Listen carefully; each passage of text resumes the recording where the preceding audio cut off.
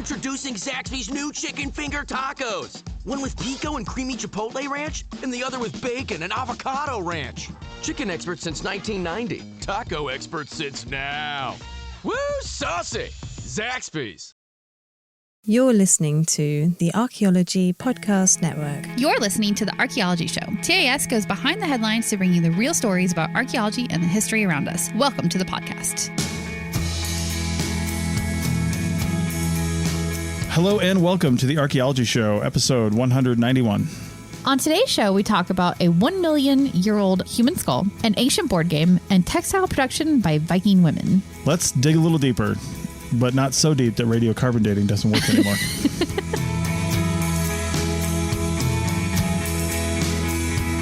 All right, welcome to the show, everyone. How's it going? Good. We are here in, what is the name of this town? Springdale, I think. Zion National Park Zion entrance. National Park. In the campground at Zion National Park. That's right. Yeah. It's pretty cool. We were just in, I say just, but a few months ago, we were in Banff National Park up in Canada. And then we were in Glacier National Park, and the geology was striking. And this is as well, but in a really, really different way. Very different. Yeah. Everything is red and orange and just such gorgeous colors here. And we did the Narrows hike, which, I'd heard of it before, but I didn't really know exactly what it was. But basically you just hike a river. You hike down a river. Through a narrow canyon. Yeah. You're in a slot canyon and the walls are just raising up above you. It's really, really cool. Yeah, it's pretty cool. Yeah. So, all right. Well, we've got a news episode for you. We did a couple special type episodes. We did the one with Glacier, and thanks to everybody that reached out that really liked that episode. And we also did a few interviews in the last couple of months. And actually, I don't know why, but I'm just getting, maybe it's book publishing season or something, but I'm getting reached out to by a number of people that have something to promote book-wise. Yeah. And they want to talk about it on the show. So we've got a few more interviews scheduled to record as well. Yeah, it's really cool stuff. So we don't want to say no, but it means that we have a lot of interviews in the calendar, which it's good. But what it meant for today is that we went looking for news content, and there's so much out there. We almost couldn't narrow it down. I feel like we need to do at least 2 news episodes in a row to cover some of the really cool stuff that has come out lately. Right. So this first one, and they're all over the map a little bit, but this first one is actually in the realm of paleoanthropology, which possibly some exciting news coming up on that front with a partnership we can't announce just yet, but we're looking forward to some things around that space. I've said this on numerous podcasts. I love paleoanthropology and I want a paleo podcast. So that's not coming down the line just yet, but some other stuff maybe. So we'll talk about that later. But either way, this is about a supposed million-year-old skull found in China, and they're saying it helps fill in a little bit of a hole in the human evolutionary gap. So let's just give you the particulars here a little bit. So it was found in the Hubei province in China, and they say it's one of the most complete human skulls of that age ever seen in mainland Eurasia. And let's just pause right there for a minute. Yeah. So million-year-old human skulls, what they're doing here, anatomically modern humans, which is what we are, there's evidence going back, give or take 300,000 years for anatomically modern humans. Right. Homo sapiens sapiens is the term, or the genus and species. Yeah. Now, you go back a million years, 1.2, 1.3, 1.5, you're talking Homo erectus, right, which is a different species. Yeah. But you're also kind of starting to get up into archaic Homo or archaic humans. Right. And they're sort of using the difference between archaic humans and Homo erectus somewhat interchangeably here. And I think that's one of the reasons why they're saying this kind of fills in a gap, because it fills in a hole in a time period where we didn't really have something, and that's at about 1 million years. Yeah, we had fossils on either side of it, but then there's a long chunk of time where we didn't have one. And I think they kind of assumed it sort of continued on the trajectory between A and C. And we just didn't have that B example yet in between them. And now this is sort of what that is. Which is pretty much the same of literally every paleoanthropological I know. find. They all fill in some gap. It might be smaller or bigger depending on where it's filling in. But and you might think, well, why does every fossil found, from 1 million years plus? dramatically alter our family tree, so to speak. Well, the reason is because we don't have a lot of examples of this stuff. Right. And it was really tough. The circumstances had to be really special for something to not only fossilize, but fossilize without distortion, which is one thing this one did. Because there were 2 other skulls of similar age found in the same area 30 years ago, but they were heavily distorted. Yeah. Because when something's becoming stone, it doesn't often hold its shape. Yeah, it gets like compacted almost in the petrification process. And you lose the features and the characteristics that tell you what species it was. Right. And other things, which they're going to do. We're going to talk about here in a minute. Yep. So, like I said, there's no visible distortion on this find. But again, back to why every single one of these is special is because those circumstances are so rare. And there were actually way fewer people back then, too. Yeah. So it's like almost everything we find is a unique specimen. Yeah, it's we truly don't find whole populations. It's a stars aligning situation, which I'm not normally a big fan of that analogy, but like it really is in this scenario because everything has to be perfect in order for it to get preserved in a way that it can provide information to us as future researchers. And this thing must be really caked in, or access must be difficult because they've only found, or recovered, I should say, a frontal bone, orbit, which is like your eye socket, and some other smaller parts of the head that they all know this is from one individual. But that's all that's been unearthed so far. The team hopes to get the rest out by November of this year. Yeah, it's a complete skull, and it's still in situ when you look at the pictures of it. Well, they hope so. They're hoping to pull the rest of the non-petrified skull rock that's around it away. But I guess it must be a really painstaking process. I mean, you have a little bit more experience with pulling fossilized stone artifacts out of the ground from around the rock that they're in, right? Like, is that really hard and difficult? I mean, well, when I worked in Olduvai Gorge, the sediments we were working in were around 1.8 million years old, and 1.8 to 1.9, give or take. And we didn't find any human material or Homo material at that time. And perhaps later on they did, but nothing came out in the excavation. And I say that because there were large chunks of stuff that just like we didn't break apart and screen because you really can't tell the difference a lot of times between rock and like other rock because that's all fossilization is. It turns it into rock. Right. So sometimes whole structures were taken back to the lab and it takes years sometimes to break that stuff apart. It apart. Yeah. So crazy. But we did find extinct hippo femurs and a lot of crocodile and I don't know I can't remember what else we found, and then those things again. The way you find them, they really just when you're pickaxing through this rock, you might damage something. There's just no way around that. But when you're pickaxing around it, and you're just like leveraging stuff out, if it fossilized well, it's still going to have some smooth surfaces, and those smooth surfaces are typically where the matrix breaks away naturally. Then you stop the minute you see that smooth thing, or something that looks like a shape. It might still just be a rock, but something that looks like a shape, and then you get really detailed with it. Yeah. So I mean, I guess it's not that much different with archaeology through soil too. It's the artifacts are usually smoother, and they cause a fracture point, right? And you usually can see that there's something different about what you're digging in. So yeah, exactly. It's just that rock is a lot harder to pick through, which is why it's going to take till November. So yeah.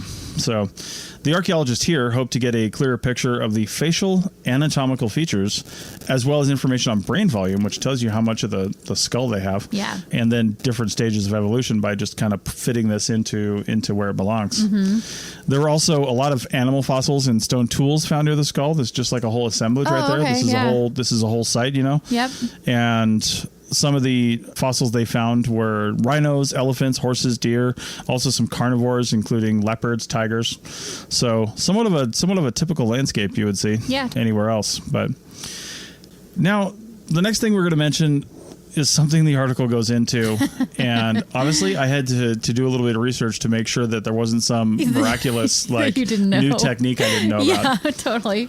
But they mention, and the article, again, it's a translated article from a Chinese newspaper. Right. So take that with a grain of salt. I don't know who translated this, if Google translated it or if they translated it. I don't know who did, but I feel like this would be hard to get wrong in translation because it's the words that matter. And the author says that the archaeologist was quoted as saying, the age of the skull would be further confirmed by radiocarbon dating.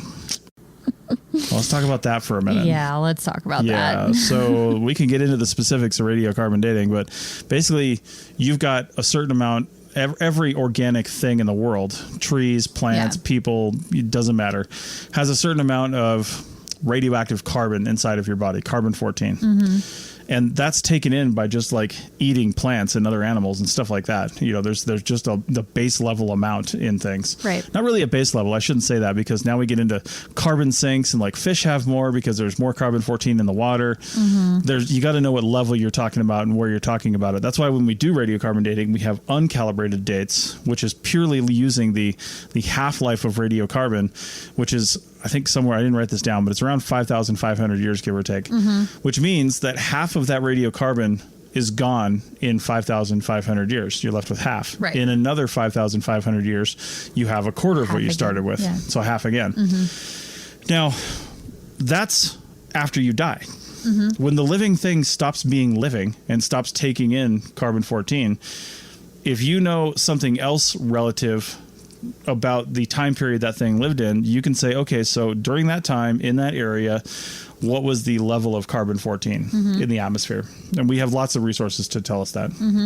And then you take that compared to the ratio of the thing that's left in the thing that you found, and you can say, okay, so there's only this many, whatever unit left. Therefore, calculating back the half-life, this is 45,000 years old, or this is 15,000 years old, or something like that. Right.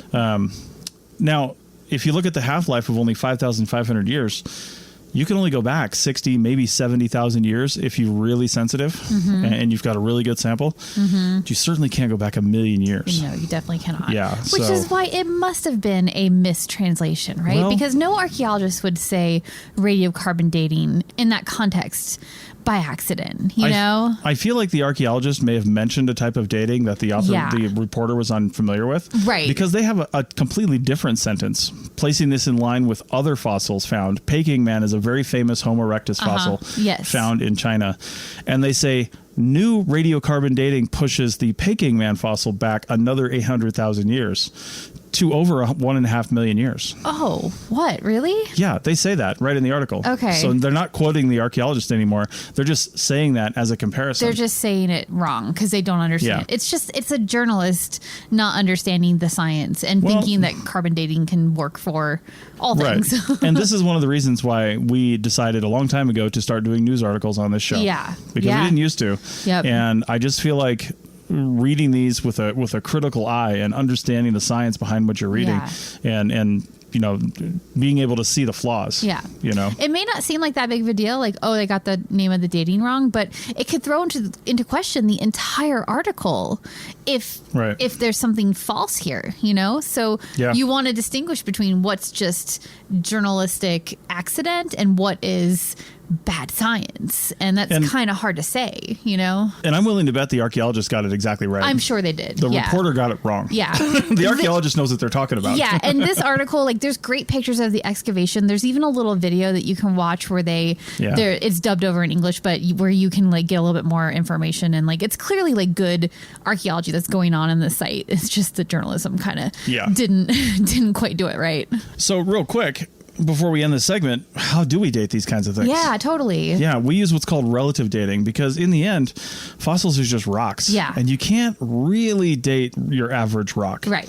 You might be able to say with certain rocks, there are certain rocks actually that you can say this rock was formed this many million years ago, right? Or usually billions of years ago, or hundreds of millions of years ago. Based on the composition, it must have been at least this long ago to make this rock. It's not the composition. Well, although some things that a certain amount of pressure and time was involved, so you can factor that in. But how long ago did that process stop? Right. Now you can't do this with all rock. Volcanic rock you can do this with. It's again radioactive dating methods, but it's using compounds that have a half-life of hundreds of thousands, if not millions of years. So it takes that long for half of it to go away. So when you talk about potassium argon dating on volcanic basalt layers, that's what we use to date the layers of basalt in Olduvai Gorge where I worked. Right. So we didn't know what the dates of the things we were finding were, but we knew that they were between a 2 million year old and a 1.8 million year old layer of basalt that was pretty concretely dated. And when you're talking that long ago, 200,000 years, that's a pretty tight time frame. Yeah, and with exception, you can generally assume because that 2 million year time frame was also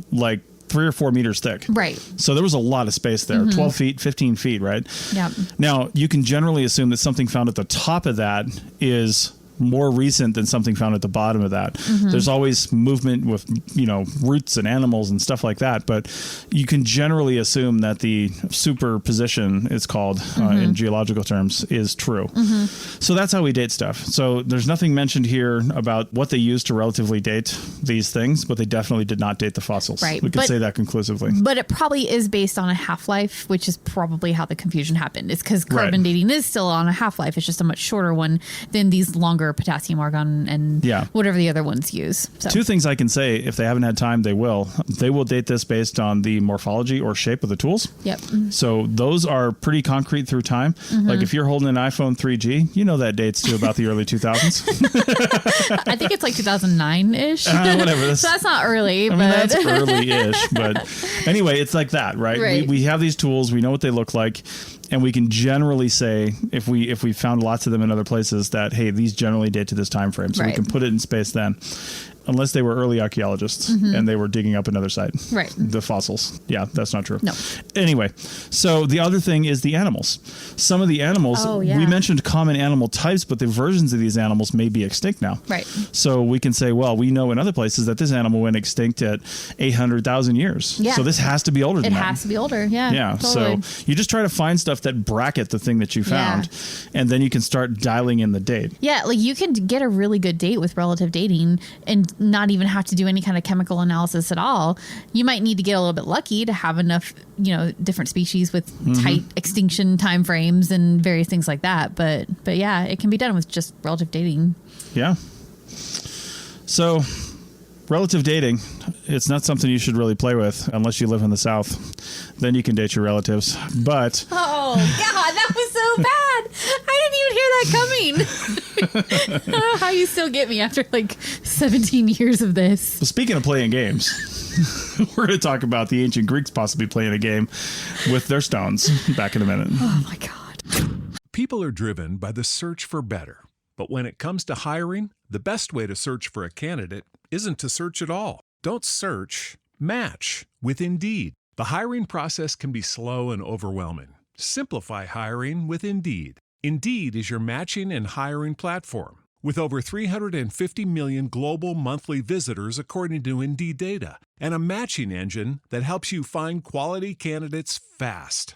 Ditch the busy work. Use Indeed for scheduling, screening, and messaging so you can connect with candidates faster. Join more than 3.5 million businesses worldwide that use Indeed to hire great talent fast.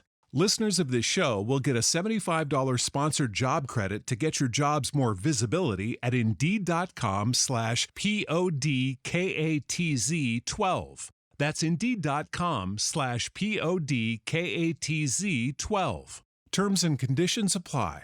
Chicken tacos should only be trusted to chicken professionals. That's where we come in. Introducing Zaxby's new chicken finger tacos. One comes with pico de gallo and creamy chipotle ranch. And the other comes with bacon, lettuce, tomato, and avocado ranch. Chicken experts since 1990. Chicken taco experts since now. Order yours today in the Zax Rewards app. Woo, saucy! Zaxby's. Welcome back to the Archaeology Show, episode 191. And we're talking news stories here. And as I mentioned, we're going to the ancient Greeks and a possible board game. And I just got to preface this. You did the prep for this article. Anytime we find a whole bunch of round things, a whole bunch of square things, and they happen to be small, whatever it is, if there's a bunch of them, it's a game. It's a game. Yeah. And if it's not a game, it's ritual. Well, you have to kind of see where they're coming from, though, because when you have that, it's like, what else could these possibly have been for? Yes. So this story is called Stone Spheres Could Be from Ancient Greek Board Game. Somebody lost their marbles. That's all I got to say. That's the last one. Go on. Oh my God, that's exactly what they look like, though, except stones. So these stone spheres have been found at sites on Santorini, Crete, Cyprus, and other Greek islands. So it does seem like they're limited to the islands specifically. And we don't know exactly what they were for, of course, which is why this article is fun. So there's a new theory from researchers in Bristol that suggests that these stone spheres might be from an ancient Greek board game.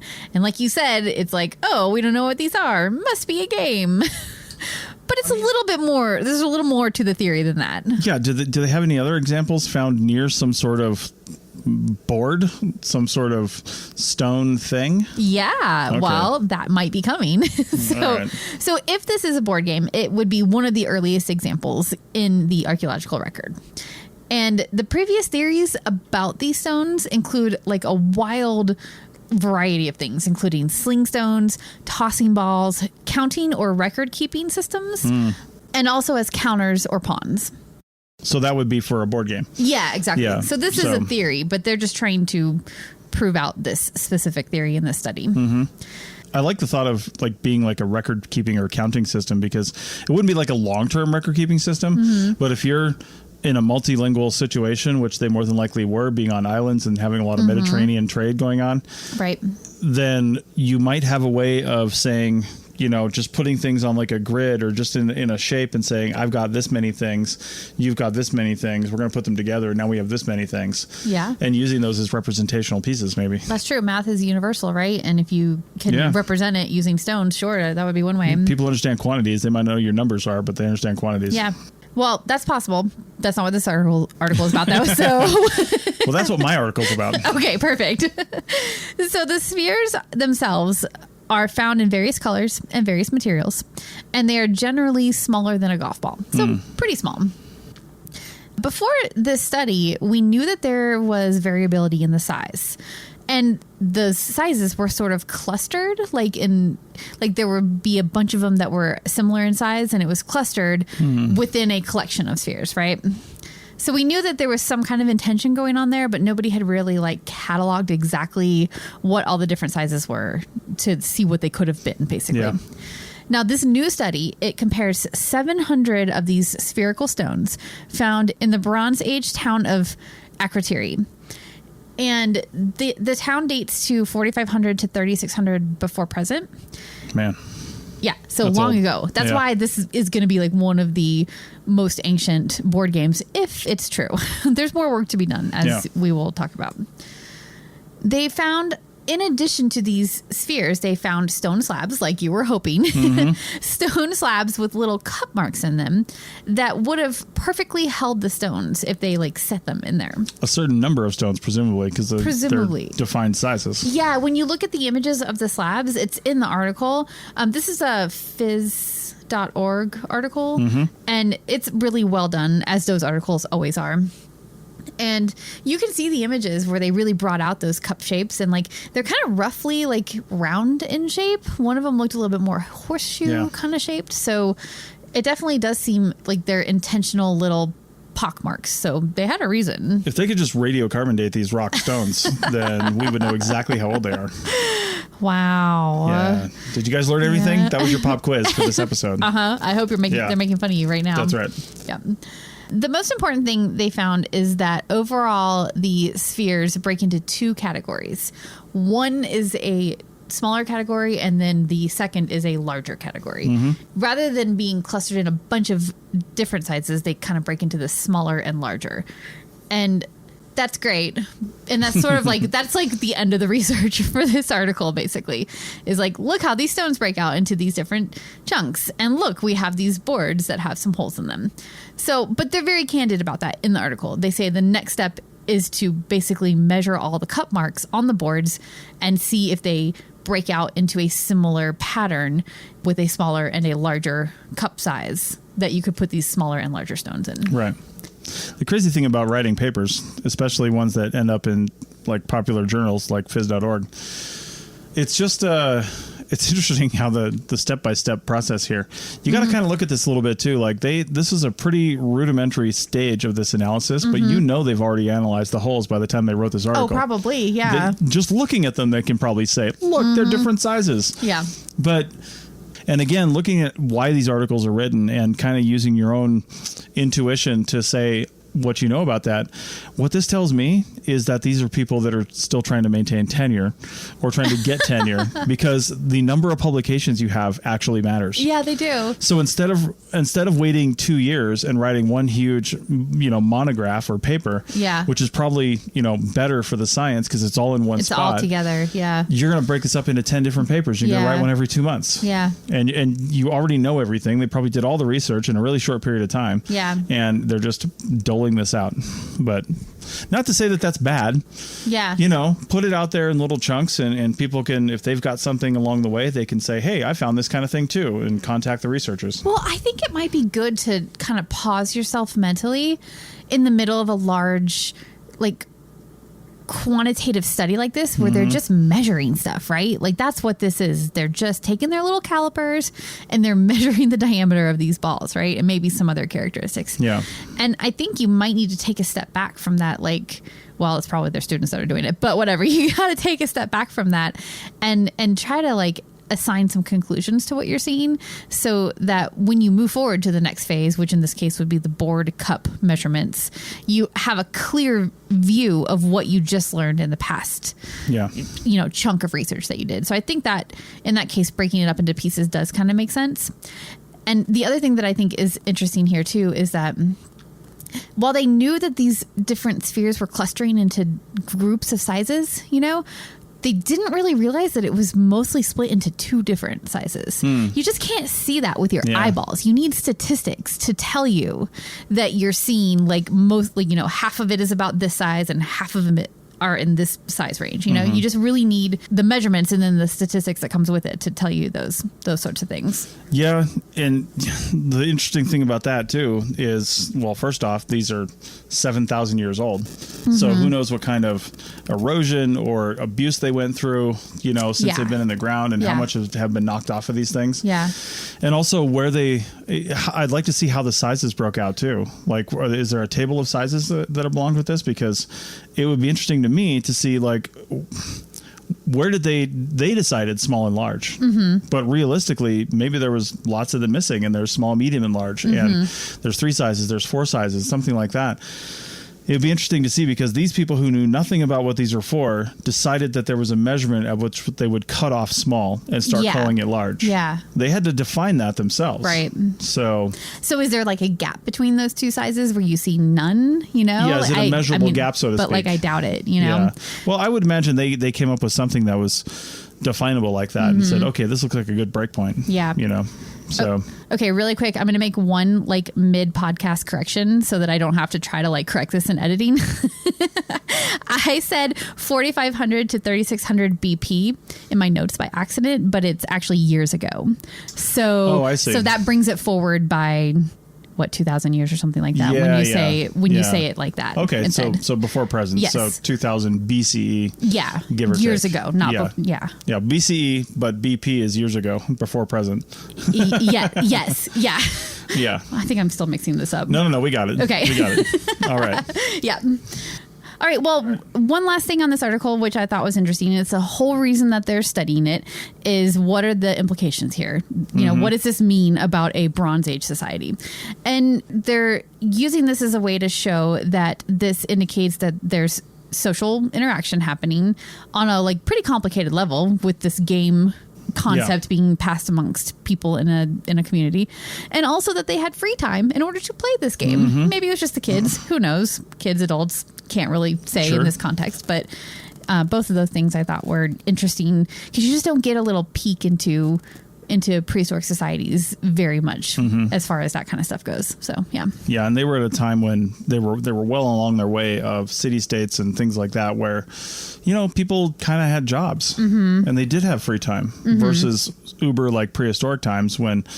I mean, sure, you had a lot of downtime after the kill and you guys are just all fat and happy and sitting on the savannah. But eventually there's a saber-toothed tiger coming around the corner right. Or a rival tribe. Right.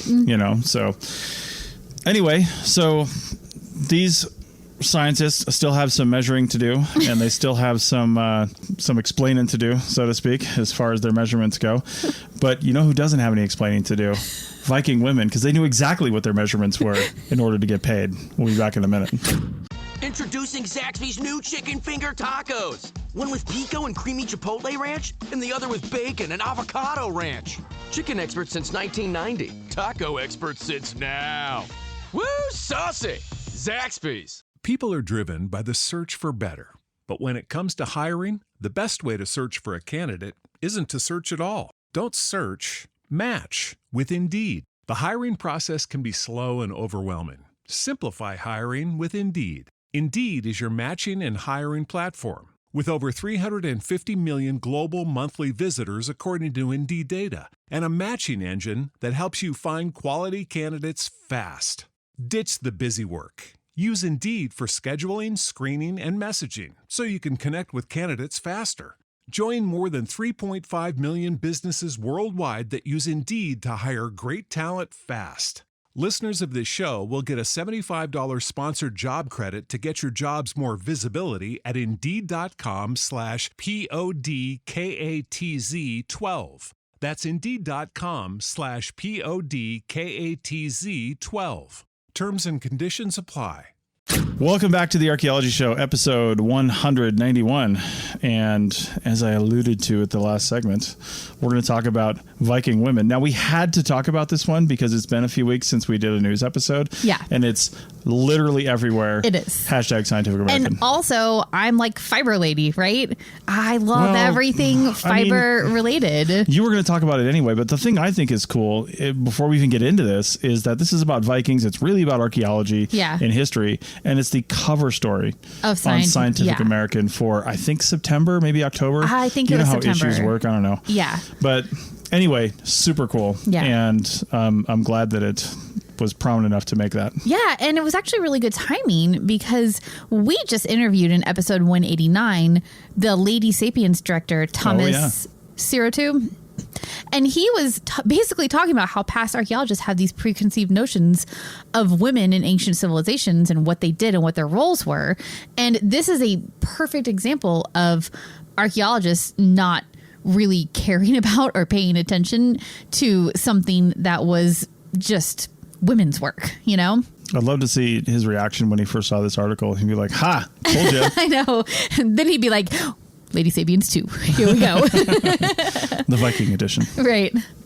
So over the years, Viking women have been portrayed as primarily domestic workers, which I think is mostly accurate for them too. They have often been sexualized in pop culture and movies and things like that. And most recently in the show Vikings, and there's another one that came out recently, Northmen or something like that. And what they did is they kind of flipped the script a little bit and made them shield maidens and like lady warriors, right? And I'm sure there's like aspects of all of that made up the Viking women, but the truth is always somewhere in the middle, right? Like, yeah, I'm sure there were some warriors, and there have been some graves that through DNA evidence they figured out were actually women, even though everything buried with them was warrior stuff. Well, and we have to remember too that Vikings were popularized in popular movies and fiction for at least the last 100 years or more. Yeah. And especially when Hollywood came out, we talked about this. We had a whole Vikings episode a while back. Yep. And like the whole image of them with horns and like they never did that. No, there's nothing in the archaeological record of them wearing a helmet with horns on it. It was made up by entertainers. Right. And now it's just like part of what people think of when they think of Vikings. So Vikings were, I mean, they were really kind of like, not kind of, they were the historic ancestors of the Danish people for one thing. Yeah. But also other people around there, you know, and what became that whole area. But, you know, they're just people that, I'm sure they marauded. I'm sure they raped a little bit, and I'm sure they killed a little bit. Yeah, they stole a lot of stuff. And but they also had families and villages and they had people to they survive. were supporting. They were in the north, you know, Atlantic. It was very cold up there. And you know what they had to do? Weave some warm clothes. That's exactly right. And we know that women were the primary weavers in the Viking culture. So what's going on here and what the Scientific American article really focused on was one researcher, Michelle Heyer-Smith. She's an anthropological archaeologist at Brown University, and she's been studying not just the cloth that was produced by women, but also trying to use it to draw conclusions about women, the role of women, and like who they were in the society itself. Yeah. She calls it social archaeology, which of course she does. I really love that terminology. I think it's great. This article is a perfect example of somebody taking those, like, the daily drudgery of measuring things and weighing things and taking close-up photos of things and all of that stuff that makes archaeology kind of a drag sometimes, but taking all of that data and coming up with real, live, cool conclusions that are kind of irrefutable. It's just so cool. Right, but I got to pause right there because that's when archaeology becomes anthropology, the study of humans. It is, and that's why she's an anthropological archaeologist. That's her title. Everyone is an anthropological archaeologist. I'm so irritated by that. I mean, good on her, but in social archaeology, it's awesome to like coin a phrase, but also just anthropology. Ugh, don't be such a hater. I think it's amazing. So anyway, what is it? Who was it that said it? It was archaeology is anthropology or is nothing. Yeah. Oh, Ian right. Hodder? Yeah, something like that. Yeah. Now we're getting into theory, guys. Don't turn off or unsubscribe, No, please. and we're going to move away from that quickly and get into the nitty gritty of measuring tiny pieces of cloth. So listen, go to the Midwest United States, spend $85, get an anthropology degree, and you'll know what we're talking about. So you've insulted Southerners and also Midwesterners. Who else would you like to insult today? And archaeologists as well.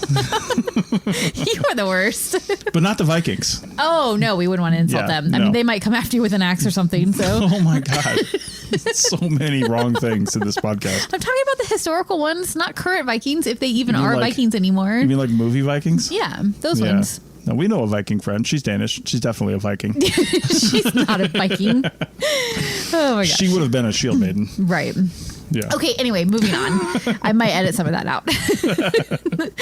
So, Hire-Smith focused on the everyday homespun cloth, which has been really neglected by researchers in the past. They just see these brown scraps of dirty fabric. More cloth. And just sort of probably catalog that it's there and then move on and don't do anything with it. Yeah.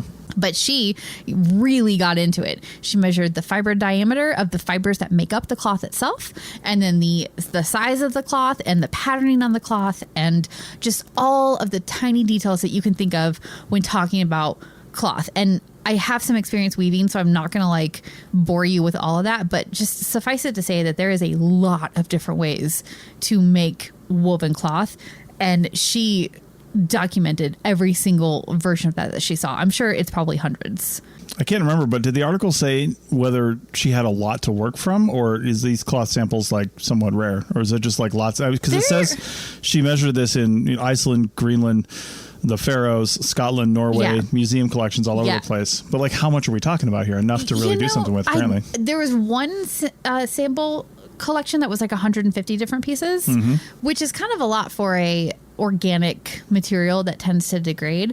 But I think it was actually much more than that. That was just what she used for that one particular sample type.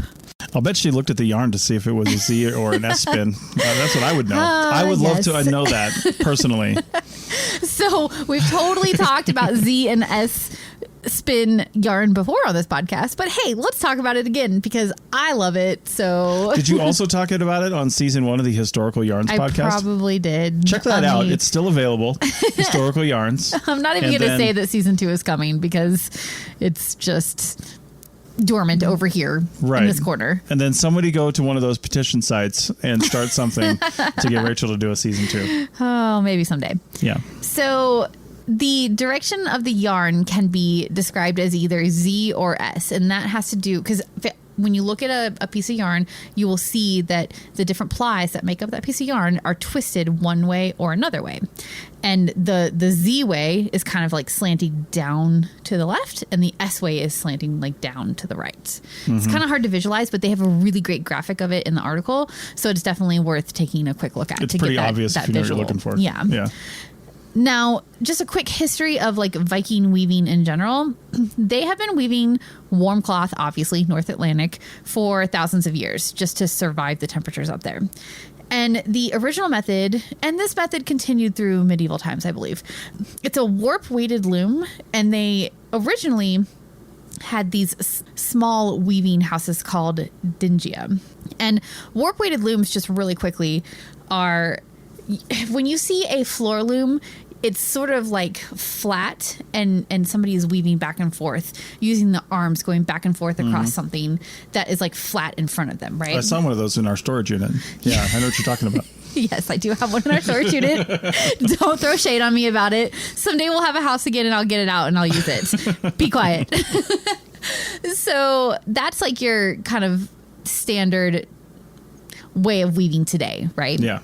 And what these ladies did back in, pre-medieval Viking times and even through medieval times is they used this warp-weighted loom, which was, I don't quite understand exactly how it worked, but it involved hanging the warp and using large rocks at the bottom to tie. They tied them onto the warp threads, and that would add weight to it. So then they would have a rod in between like every other thread to separate them. So then they could bring the weft thread through. That's not a great explanation. It's really hard to visualize it. Yeah. Again, go to the article. There's a couple good views of what it looked like, but anyway, the dingia are pit houses, and they had a stone hearth for warmth in a corner, and they could like comfortably fit 2 to 3 weavers maybe, and the loom in there for working. So it was kind of this like small enclosed, like very female centric space. They're usually pre 1000 CE. And they were generally spaces that were shunned by men. We know this from the Icelandic sagas that were written about the time. Now, this is people writing them hundreds of years after this happened. So it's like through that lens of looking backwards in time. But you can guess that it's somewhat accurate that it was just not a place that men went to. I mean, does that mean they were shunned, or did they just not need to go there? Well, it was like an insult, right? For a man to go into a woman's work area? Yeah, kind of. Like there's one, and it's quoted in the article about female Valkyries using the intestines of the men that they killed to go into their little dingia loom weaving pit house and then weave their intestines into cloth. That sounds warm. For whatever purpose. So there's a lot of mythology around the weaving process being kind of bad, and because it was associated with women, it was just like this. Men did not associate with the women's work of weaving. So now, sometime in the medieval era, there was a shift from this small separate weaving space. It was brought inside into the medieval longhouse called a scully. And I think there had been speculation as to why that happened, but we didn't really know. We thought maybe like there was more of an industry around weaving that happened in that time. But Hayter Smith she's out to prove that is exactly what happened. So that's part of what she's doing here. As you mentioned, there were a lot of examples of this. Yeah. And as she was measuring these cloth fragments from across a pretty good span of time, this is again, this pre-medieval period. Yeah. So for a really long time, she noticed a trend in the cloth, and the pre-medieval cloth was varied and colorful. Yeah. Individual really to the weavers. Yeah. And maybe to their families, right? In the region, in the community, and all that kind of stuff. Yeah. So when did it become more standardized? Yeah. So in medieval times, the cloth becomes more standard.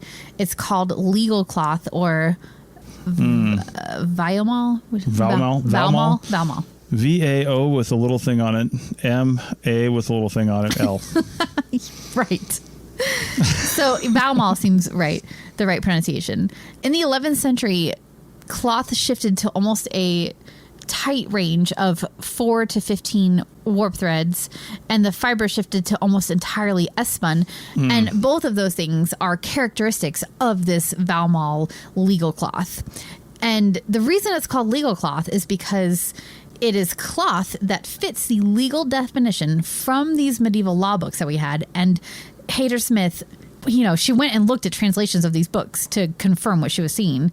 And basically this Valmal had a definition in these medieval law books. There is a currency amount applied to a certain amount of this Valmal cloth in these books. So because it almost makes the cloth equate to currency in this culture, in this place. Well, it sounds like this society that was, again, if men were not wanting to go in there because it was an insult, but they didn't really understand what was going on in there either. And then, perhaps some people, I'm sure this came around because this cloth was being sold, obviously. Mm-hmm. People had to buy stuff unless they had somebody to make it themselves. And anytime you have a society that is coming up and trying to standardize things and figure stuff out, they determined that a certain specification, a measurement, was equated to a certain amount of silver. And so since everybody wants to get paid, the individuality left and the standardization entered. And normally I would say, oh, it's so sad. They lost all that individuality that they had before. But what is so interesting about this is that it stopped being this like immediate family use or even small community use and became a commodity that was an industry that they could use to make a lot of money. I'm sure if they got really, really good at this weaving process and they got really fast at it and it became, a special focus of this family group or whatever, it's probably why the loom moved into the Scully, right? So it's in their house with them now. Yeah. Everybody's participating. It is the thing that is making the money for the family. But it sounds like there's not any evidence that the industry also shifted to men at this time. It sounds like it was still very women driven and the women were the one who were making the cloth and making the decisions about the business. That might not necessarily be true because I don't really know how we could say who's making the business decisions in a house where cloth is being created if men and women are both involved. But it does seem like it gave women more status, which is a very cool evolution of the cloth making process.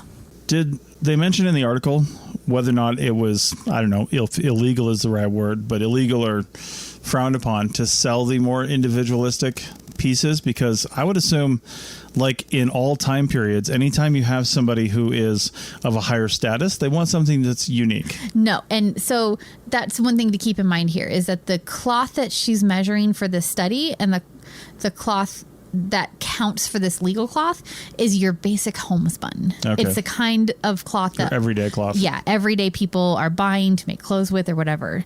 There's plenty of high... special stuff, various different purposes for other reasons that were happening. And there's probably like lower level cloth too for things that just didn't need to be clothing level. So, but this is your basic homespun. Okay. So another really interesting thing is that while she's studying all these different collections of homespun fabric across the North Atlantic, she found that the one place where it didn't fit into this like medieval standard cloth thing was Greenland. So Greenland is not a place that has had a lot of people living in it, but the Viking colonies that they have the archaeological remains for were the descendants of Eric the Red, and they were sent away. They were convicted for some reason. Or Eric the Red, he was convicted for some reason and sent away. And these are the people that followed him and went with him when he was sent away to Greenland. So the descendants of those people who were the Greenland colonies, they created a totally different type of fabric, and it's a weft dominated cloth. Which we don't even need to go into the specifics of that. It basically just means that there's more weft threads and it has a more horizontal line look to it rather than vertical. But it really doesn't matter. The point is that they did that. And part of the reason is because it makes a very, very warm cloth, like much warmer than what was being made by the other method. And the hypothesis here is that they needed warmer cloth in Greenland, obviously very far north, but also it was a reaction to climate change that was happening. Yeah. So there was big global warming that happened around like 1340, I think. Yeah. It's called the medieval warming period. Yeah, exactly. And we've known about that, obviously, and we've seen that. It impacted the entire planet. Yeah. And what Hayter Smith here wanted to show is that the shift in Greenland from the original style of cloth making to this weft-dominated cloth happened in conjunction with global warming, as if they were trying to make a warmer cloth. And she did show that because the shift happened around 1340. In the early 1300s, and by 1360, it had fully shifted. So right at the same time that climate change was happening. And they stayed that way until the colony was abandoned sometime in the 1400s. So definitely is like specific evidence that they changed their cloth making process in response to climate change. That is pretty cool. Yeah, very neat. And I'd just like to point out a little bit about Greenland because recently, I don't know why I did this, but recently I did a little bit of a deep dive on maps. Like I just kind of like look on maps on my phone. That's like a thing you do. It is a thing I do. If you're not watching weather videos at night before bed, you're just like scrolling around on maps. I'm just looking at the satellite. Looking at the world. I did Kazakhstan not too long ago. I was just wanting to check that out a little bit. But then I did Greenland not too long ago too. And I'm just like, Greenland, people really only live along the coast. Yeah. And I went and looked, and there's definitely villages. And one thing I always look for in these really far off crazy places when I'm on maps is like, what's their coffee shop situation? Oh my God. And so I zoomed in. Probably the only thing they had was a Subway, because I learned recently that there are Subways literally everywhere. It's the most populous fast food chain on the planet. I don't know what that means. That's insane. I'm like a little concerned about that. But just pulling up some data real quick, there is a 2022 estimate, because I don't think the recording is very good in Greenland, of 56,000 people living there. Oh, wow. That's actually today. more than I would expect. But, you know, people live everywhere these days. They do, because you can fly in there. You can boat in there. You can get there in a number of ways. Now, I don't know if like I can jump on American right now and book a flight to Greenland, but it might be pretty expensive. Yeah. But so anyway. Yeah, that's cool. Well, one last thing here, because you might be wondering, why did this fabric only last in this tight time frame from like the 1100s-ish to the 1500s-ish? And the reason is basically political change and kind of progress to the country. Yeah. So politically speaking, I think it was a Norwegian monarchy sort of was in a down period at that time, and the Danish kings were kind of in control of the whole area, and the Danish they were more interested in promoting the English style of cloth weaving, which was using the floor loom. Right. And as it turned out, it was a much faster way of creating cloth. Anyway, it's totally different. And you actually, using a floor loom, you could make the same stuff that the Vikings made. But anyway, it just sort of transitioned because it was faster, it was cheaper, and you know how industry is. It's capitalism, but like 500, 600 years ago, right? Like you switch to the faster and more efficient method. So that's kind of what happened. And there's still examples of it later into the historic record, but they pretty much die out by like the 1800s, and you just don't see that anymore. So, yeah. And the regulated fabric started again around 1000 CE or so? That's when we see the first medieval law books. That was actually more like in the 1200s, but that happens to coincide very roughly with when Denmark and Norway got Bluetooth. So, right. Yeah. Oh my God. That would be the king, right? Harold Bluetooth. Yeah. I had to look it up. So, and no, his reign ended in Denmark in 986. So I don't know if he had much to do with the laws that were coming around at that time. I don't think so. I think this is going on a little later than that. But just for people that don't know, the people who invented Bluetooth, I think it was invented in Norway or Denmark. Maybe, and that's why they called it Bluetooth. And for whatever reason, I don't know why, but they came up with this, and that's the symbol for Bluetooth. That little jagged line is to symbolize his teeth. No way. Yeah, I did not know that. That's so... Wow, he had some really janky teeth, didn't he? Apparently. I don't know. So I don't know much more about it beyond that. Oh, that's crazy. It just goes to show that when you get technology like Bluetooth, everything changes. So I don't know. Well... That is a way to end this podcast. It is indeed. So we hope to have, again, some episodes coming up about our travels, because we just happen to be right now going to a bunch of really cool, interesting places. Yeah. We were in Great Basin National Park, which, living in Nevada for 12 years, we'd never been to, because it's literally the hardest thing to get to in the whole state. And it's just so out of the way. It is. And it's amazing, though. It's great. Yeah. So we'll talk about that. We'll probably talk about Zion. We've been here for a few days. Yeah. And I really have a bone to pick with all of the Trails reviewers about Zion, because there's a trail here called the Archaeology Trail, and the reviews of it are like boring, skip it, don't do it. And I am like ready to get on my soapbox and defend this trail. So I feel like I've heard those reviews about this podcast. So, well, that's fine. For anybody who doesn't think that stuff is boring, rant about all trails reviews coming on our next podcast, probably. Anybody listening to this doesn't think that stuff is boring. So, right. All Totally. right. Yeah. So anyway, we're doing that, and we're actually leaving tomorrow as we're recording this. So you don't know when that is in time, but as we're recording this, and we're headed to Monument Valley, which is in Navajo country. Yes. It's in the Navajo Nation land. So that'll be really cool. Yep, definitely. Yep. All right. Well, with that, I think we're going to get back on the road and find some more archaeology. Definitely. See you guys next week. Bye.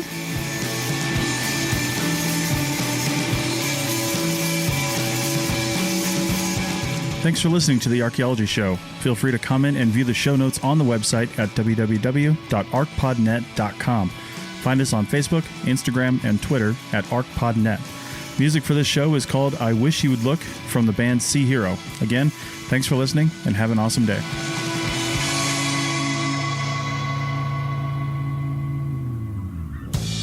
This episode was produced by Chris Webster from his RV traveling the United States, Tristan Boyle in Scotland, DigTech LLC, Culturo Media, and the Archaeology Podcast Network. And was edited by Chris Webster and Rachel Roden. This has been a presentation of the Archaeology Podcast Network. Visit us on the web for show notes and other podcasts at www.archpodnet.com. Contact us at chris@archaeologypodcastnetwork.com. Introducing Zaxby's new chicken finger tacos. One with pico and creamy chipotle ranch, and the other with bacon and avocado ranch. Chicken expert since 1990. Taco expert since now. Woo, saucy! Zaxby's. Chicken tacos should only be trusted to chicken professionals. That's where we come in. Introducing Zaxby's new chicken finger tacos. One comes with pico de gallo and creamy chipotle ranch. And the other comes with bacon, lettuce, tomato, and avocado ranch. Chicken expert since 1990. Chicken taco expert since now. Order yours today in the Zax Rewards app. Woo, saucy! Zaxby's. .com.